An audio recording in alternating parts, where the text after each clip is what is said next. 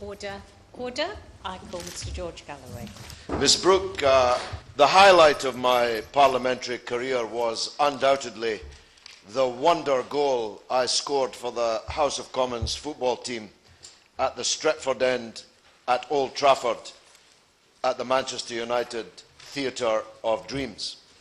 The goal has, of course, passed into history, but less well known is the fact that the little inside forward who supplied the final pass in a move involving the legends Pat Crerand and Bobby Charlton, Sir Bobby Charlton, was the Minister of State whom I face in this debate today. We've always had civilized relations, indeed friendly relations, and I hope that they survive this next 30 minutes, for I'm going to have to say some pretty harsh things about the government's policy, and undoubtedly, as the Minister for the Middle East, he'll have to come in for his share of criticism. But there is nothing personal intended in that, as I'm sure he knows. The Minister is highly qualified as a Minister of the Crown, but the least of his qualifications was the most important qualification in being made the Minister of State at the Foreign Office. And it is this: he was previously a luminary, indeed a leader, of the Conservative Friends of Israel. And that is an indispensable condition in Britain. In the 25 years I have spent in the House, and I suspect very much longer than that, no one can be the Minister for the Middle East in Britain if they are not a member, preferably a leading one, of either the Labour or Conservative Friends of Israel. And that's the first problem I want to deal with today.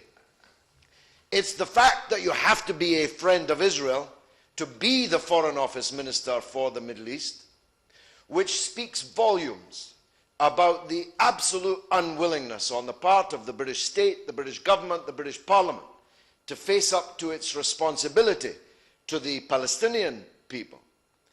It is the fact that in this building, the entire tragedy of the Palestinian people was authored when our Foreign Minister, then Mr. Balfour, promised on behalf of one people, a second people, the land which belonged to a third people, at a time when we didn't even possess the land of Palestine, even as an imperial possession. That is the original sin in Britain. All the blood that has flowed under the bridge since that declaration was made. And the fact that we don't recognize our special responsibility to the Palestinian people. On the contrary, you have to be a friend of Israel to be the Minister for the Middle East. That is central to our problems and to our credibility in the Middle East. The Palestinian people, as a result of that declaration by Mr. Balfour, had their country wiped off the map. We hear a lot of talk in the Middle East about people threatening to wipe other people's countries off the map. But the only country that has been wiped off the map in the Middle East is Palestine. Go to your atlas, Ms. Brooke, and you will see. The Palestinian people were scattered to the four corners of the earth, stateless, paperless, passportless, hunted from pillar to post, regularly subject to massacre and attack of one kind or another. And all of the responsibility for that originates here. Instead of recognizing that special responsibility, we do precisely the opposite. If you're not a known and celebrated supporter of the country which supplanted Palestine, drove the Palestinians out of their country into the four corners of the earth, then you have no chance to be the Minister for the Middle East. I could adumbrate the perfidy at very great length, but I don't have the time to do so. I shall give only one example. Israel illegally holds hundreds of nuclear weapons, undeclared, subject to no treaty, subject to no inspection of any kind. And it was a British government that transferred the heavy water technology that made that illegal acquisition of nuclear weapons possible. Would have been impossible otherwise. We know that Israel has hundreds of nuclear weapons because the brave Jewish whistleblower Mordechai Vanunu told us, for which he was kidnapped in Leicester Square and ended up serving 18 years in solitary confinement in an Israeli dungeon. When brought to court, his jaws wired together like Hannibal Lecter, in case he told us any more about this illegal mountain of weapons of mass destruction. Israel has a mountain of weapons of mass destruction. Iran has no weapons of mass destruction. The IAEA says Iran has no nuclear weapons, and there is no evidence that it's trying to build them. Yet it is Iran that is subject to endless sanction and threat, whilst Israel endlessly has the red carpet rolled out before it. And successive British governments, I admit that the last one was even worse than this one. Mr. Blair is now in almost permanent residence in occupied Jerusalem. But both Labour and Conservative governments have consistently backed Israeli crimes or failed to properly sanction Israeli crimes. Even when our own citizens' passports were stolen by the Israeli intelligence service for the purposes of committing murder in Dubai, we called in the Israeli ambassador and deported the Mossad representative from the embassy in London, and on the return flight, the new Mossad representative to London flew here and is ensconced still. If this were a debate only about Palestine, I would have much more to say. But the proximate cause of this debate, or my application for it, is the ludicrous situation that occurred at Prime Minister's question time a couple of weeks ago. The Minister will have come briefed, I'm sure, for this point. I asked the Prime Minister if he would adumbrate for the House the key differences, just the key ones, the key differences between the hand-chopping, throat-cutting, violent, Islamist, extremist jihadists we were now going to go to Mali to kill, and the hand-chopping, throat-cutting, violent, Islamist, fanatic, extremist jihadists that we were giving money to in order to help them kill Christians and other religious minorities in Syria. There was a reply, but it was not an answer. It was a brief ad hominem attack that if there is a brutal Arab dictator anywhere in the world left standing, he could no doubt count on support from me. Well, as the psychologists say, Ms. Brooke, this is just about as good an example of projection as it's possible to imagine. The Prime Minister projected onto me the sins, indeed crimes, of which he himself is manifestly guilty. And I will. One of the reasons why I voted against the Iraq war, like the Honourable Gentleman, was that I was worried about the fate of Christians in Iraq, and they've had a terrible fate since that invasion. Many of them went to Syria, and their life has been made a misery now. They are the people in between. So can he share my view that it's absolutely essential that we should not send or countenance indirectly or directly sending any arms into Syria, which could make the situation far worse? Well, wholeheartedly, Ms. Brooke. And the Christians in Iraq have been effectively wiped off the map of Iraq. And most of them are in Syria, where they live in daily terror of their churches, their clergy, their devotees being slaughtered by these hand-chopping, throat-cutting Al-Qaeda elements that we are giving money to. But the Honourable Gentleman is wrong in this regard. We are already giving them weapons. We're giving them money, which is the same thing as giving them weapons. If you give Al-Qaeda money, what do you think they're buying with the money? Are they buying elastoplasts and other medical supplies. No, they're buying weapons with which to terrorize not just Christians, but other Muslims, other ethnicities, Kurdish people, for example, on a daily basis. The minister knows this. The Foreign Office knows this.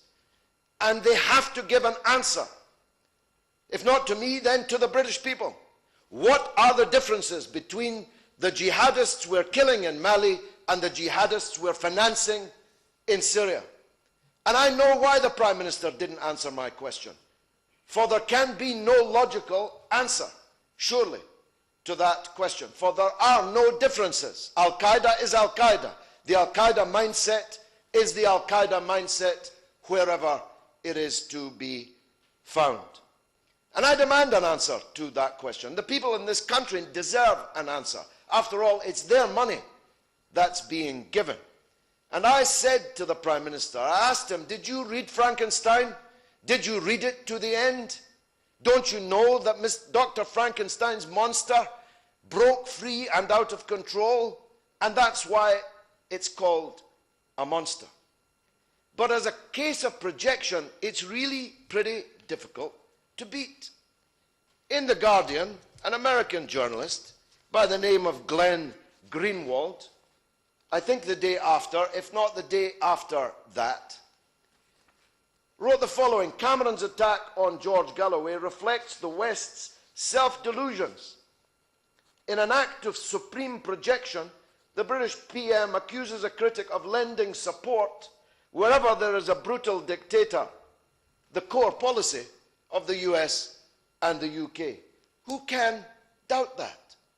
The Prime Minister has travelled with his sales bag and a retinue of arms salesmen to one brutal Arab dictatorship after another. I don't know where he is today, but it'll be a red letter day if he's not trying to sell weapons to a brutal Arab dictator today. Saudi Arabia is our best friend in the Middle East. We sell billions, tens of billions of pounds worth of weaponry to the Saudi dictatorship, some of which are used in other countries. In 2009, the Saudi Air Force used UK-supplied Tornado fighter bombers in attacks in Yemen, which killed hundreds, possibly thousands, of civilians. The Saudi army is in occupation of its neighbor, Bahrain, where the democracy protesters are being gunned down on a daily basis using guns bought from us. Soldiers trained by us. We have a military training mission in Saudi Arabia, the darkest tyranny in the entire Middle East, the most brutal dictatorship in the entire Middle East, is in occupation of its neighbor, killing people because they demand the right to vote. I give way to the right honourable gentleman. I'm most grateful to my honourable friend for giving way. Does he agree with me that actually, he mentioned Yemen, it is important that we work with the government of Yemen in order to defeat Al-Qaeda in the Arabian Peninsula, which is causing so much damage and harm to the people there? It is important that we work with the government of Yemen, which has come to power as the result of a popular revolution against a dictatorship supported by the British government. This one and the last one. But before I leave Saudi Arabia, we have sold £15 billion worth of weapons a year. According to a report I have here, Saudi Arabia, with whom we want to broaden and deepen the UK-Saudi relationship, is already very broad and deep and is the UK's largest trading partner in the Middle East, with annual trade worth £15 billion a year. How does the minister think people in Syria feel when they're told that we're giving weapons to jihadists to bring democracy in Syria, when our best friend in the region is the darkest tyranny of them all? I'm going to close, though, on the tragicomic, on the absurd on the subject of brutal dictatorships. I never met Muammar Gaddafi. I've never met any of his grisly family. I had nothing to do with Gaddafi or his regime, but the British government did. First he was a mad dog, then he was our new best friend. The Prime Minister of Britain kissed him several times in the tent. The LSE, the Libyan School of Economics, London School of Economics, was encouraged to take large sums of money from the Gaddafi dictatorship. Gaddafi's son had help from number 10 Downing Street to complete his PhD thesis so that he could become Dr. Saif al-Islam al-Gaddafi. We had the closest possible relationship with Gaddafi's brutal dictatorship. We sold them £100 million worth of weapons. Worse than that, we sent them dissidents to be tortured on Gaddafi's torture tables. It wasn't me who sent them. It was the then British Foreign Secretary, the Right Honourable Member for Blackburn, as the courts will soon decide, though maybe in secret if the government gets away with its secret courts legislation. The letters are there. The man who was tortured discovered them in the British Embassy, gloating at his safe delivery to the torture tables of Gaddafi. It was the British government that was training Gaddafi's secret police and his military officers at Sandhurst. It's the British government that supports dictatorship in the Middle East, not me. I wish I had more time for this debate, but I don't want to cheat a minister whom I personally respect by leaving him too little time to reply. I just close with this, Ms. Brooke. Britain's relationship in the Middle East stinks to high heaven. Indeed, in the Muslim world, 1.7 billion strong, we're seen as hypocrites, as occupiers, as people who support and prop up these brutal dictators with weapons, with money if they need it, with diplomatic and political support if they don't. It's a pity that this foreign minister, fine man as he is, has done nothing to better that reputation. Instead, his tenure has seen that reputation get steadily worse. The Minister. Thank you. Ms Brooke, and it's a pleasure to serve under your chairmanship in relation to this important debate. Can I thank the honourable gentleman for the way in which he introduced the debate and place on record my own sense that the Stretford End incident, as we shall call it, is certainly one of the finest amateur goals I've ever seen, and certainly the best I was ever any part of. And the honourable gentleman's generous notification of this when he writes a publication about it, or indeed this sort of debate, has always been touching. And that relationship forged on that common interest has been something that has sustained us over many years where we have been in Parliament together. That, of course, is where it all diverges. And I have to say, although I have always admired the honourable gentleman's passion, his ability in terms of rhetoric to hold an audience, the gentlest I can say is that I think on occasions his passion and his commitment can cloud judgment. And a number of things said during the course of his remarks today I shall endeavour to correct, as I think he took a particular point and extrapolated to a position which I think is genuinely untrue in terms of both fact and United Kingdom position. In the short time available to me, what I would like to do is, just before I deal with some of the specific points mentioned, just put on record our own interest in relationships in the Arab world, because they are difficult and complex. And then I'll deal with some of the specifics. As the House knows well, this is a complex region. Some of the most difficult foreign policy challenges the world faces: nuclear proliferation, Middle East peace process, the appalling war the Assad regime is waging against its own people, ungoverned spaces providing havens for terrorists and extremists, are found in the region. The United Kingdom's security and prosperity are intertwined with the Arab world, A mere 9 miles separate Europe from North Africa at the Mediterranean's narrowest point. Many of the countries in the region are important partners in tackling terrorist threats. Hundreds of thousands of British jobs are linked to trade and commerce with the wider Middle East. It's fundamentally in our national interest that the region becomes more stable, more open, more free and more prosperous over time, and that we have a part to play in that. Our relations with the Middle East are designed to further Britain's security and our prosperity, to deliver opportunities that will create jobs in the UK, to ensure the safety of British nationals overseas and at home. This is the heart of our policy. And we seek to do so in a way that upholds and promotes our values at all times. Our belief in universal human rights, in justice, in equality for women and for minorities. We do so as a matter of principle, but we also know it reinforces our other interests. Over the past 2 years, the region has seen momentous change in the form of the Arab Spring.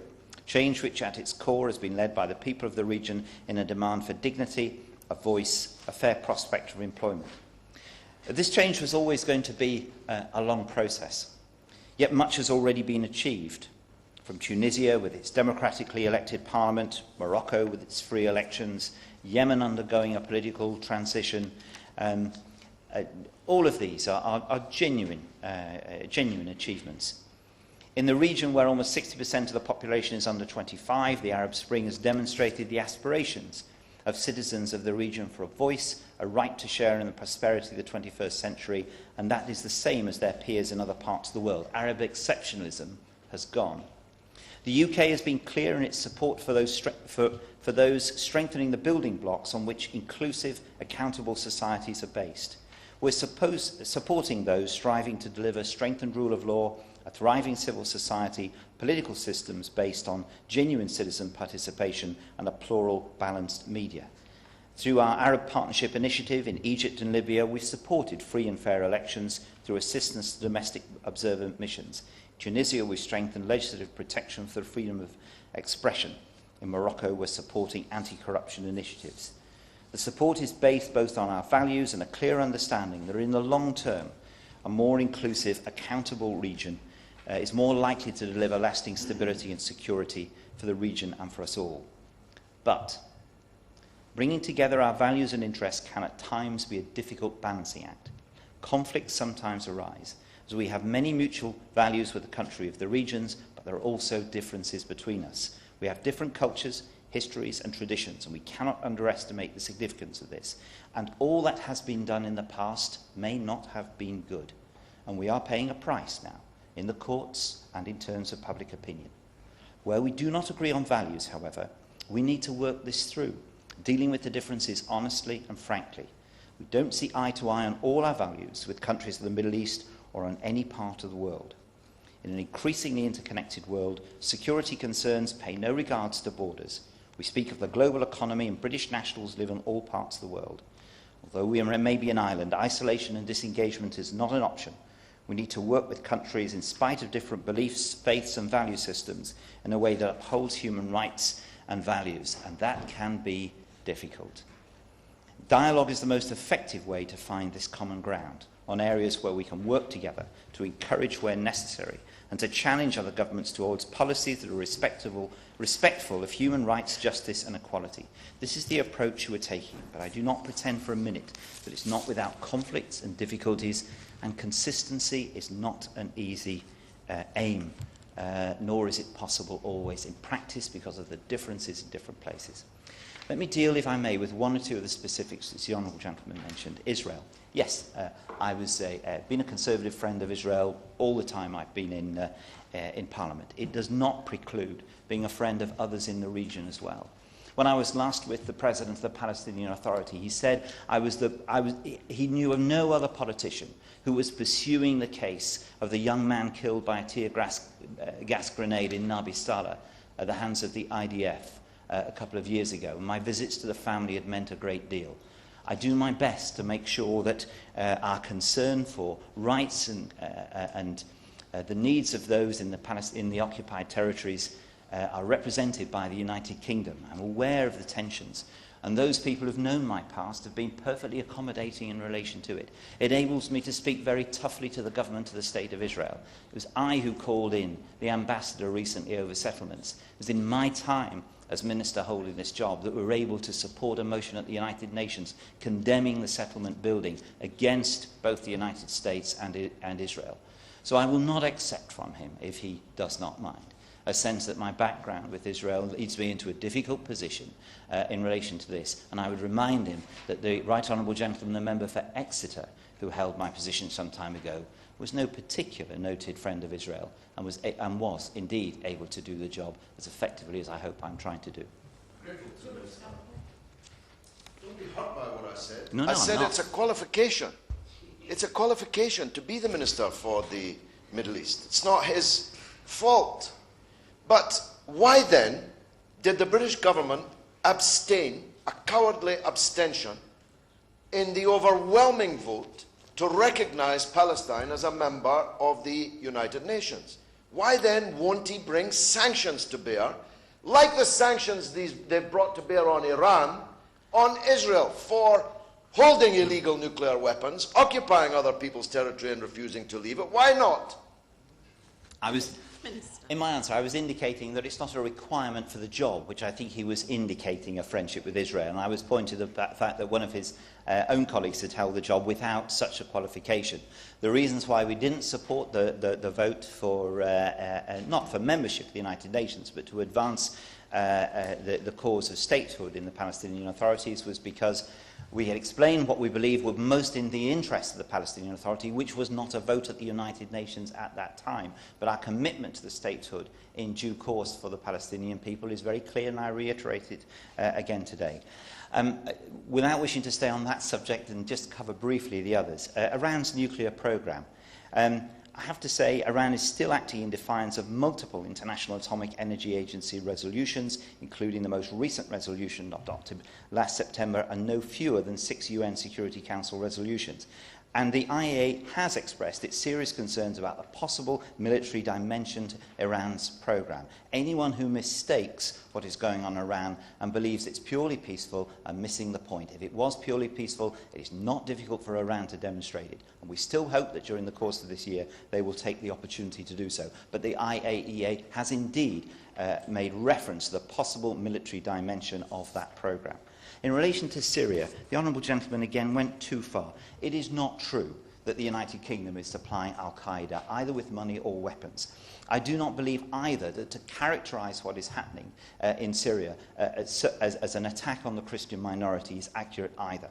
There are jihadists involved. It's the wish of the United Kingdom and those of our partners to make sure that they do not get supplied with weapons. That is why we're so determined to see the success of the Syrian National Opposition Coalition, to make sure they have legitimacy, and to make sure that in the political transition of Syria, they have an opportunity to represent the future of Syria.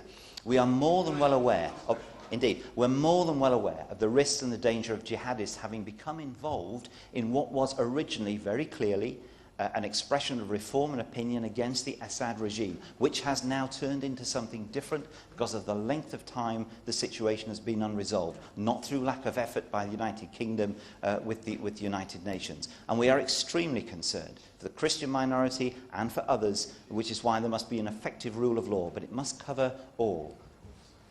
A categorical assurance that no British taxpayers' money is finding its way to jihadists through indirect means. In other words, we're giving them some money has been given, not arms, but it finds its way to them. Can you give me that categorical assurance? Categorical assurance that it is not the intention of the United Kingdom in any efforts being made to support the Syrian people that any money goes to Al-Qaeda or any of its acolytes. It would be logically ridiculous, the United Kingdom, to wish to do anything other than that, which is why we give our support in the way in which we do. No one can be absolutely certain of the suggestion the Honourable Gentleman will make, but it's absolutely clear that the United Kingdom has no interest in doing that. It's totally contrary to our interest, and it is not what the United Kingdom is doing. And for the Honourable Gentleman to say that clearly, that is what we're doing, is simply wrong. I have to finish because we're running out of time. It's a complex issue and a complex set of relationship. It's essential that we're able to deal with this in a way which examines the facts, and sometimes polemics do get in the way. I would say to the Honourable Gentleman that we share a sense of justice for what must happen in the region. It's not always simple to achieve it. The objectives we've set out for policy are clear, and I hope we can continue to debate in a manner which enables the truth to be got through, even though opinion may well vary.